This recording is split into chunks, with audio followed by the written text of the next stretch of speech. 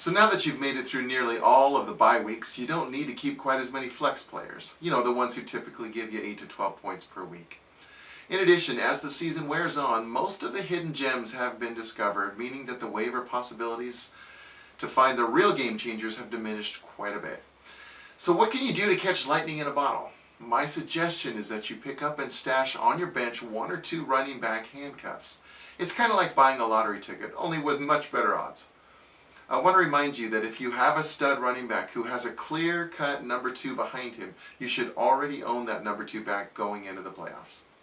So I'm going to give you my top 5 running back handcuff stashes from teams that are committed to the run with a dominant starter who plays most of the snaps and has a clear-cut number 2 running back in place.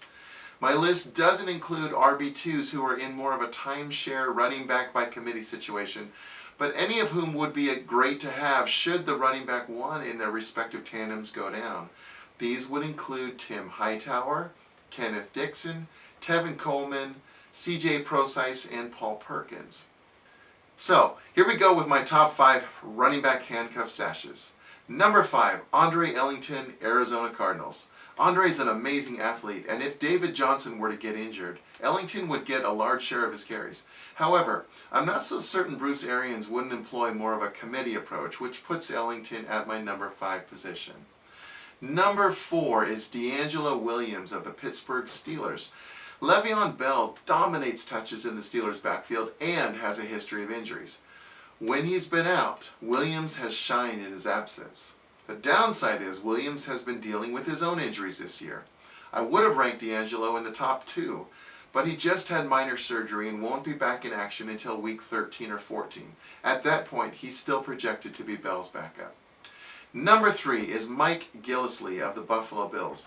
He's already had several games at the starting running back position when LaShawn McCoy's been injured, which he seems to be with some frequency, including this past Sunday, injuring his thumb.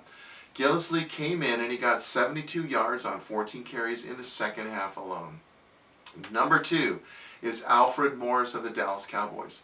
Morris has looked good running behind Dallas's impressive O-line when he's taken his snaps this year. The downside is that young running backs like rookie Ezekiel Elliott, they don't suffer injuries with the same frequency as older running backs. That being said, if something were to happen, Morris would have an ideal situation behind that O-line and he would have some high fantasy scores to show for it. And my number 1 handcuff stash is Derrick Henry of the Tennessee Titans. Last year's Heisman winner who's looked extremely impressive anytime he's spelled DeMarco in games this year. DeMarco Murray has carried the ball in a monster number of rushes this year as well as 2 years ago. If he were to go down for any amount of time, Henry would instantly be a top 10 running back week to week, possibly top 5. He's that good. Now remember, this is just a lottery ticket, so you may not play these guys at all in your stretch run or playoffs. But if one of them pays off, he could be your difference maker. Now this past week, Tony Romo gave a moving and pretty real speech about Dak Prescott taking over as Dallas' starting quarterback. I'll share some of my thoughts about it down below in my Deeper Truth section.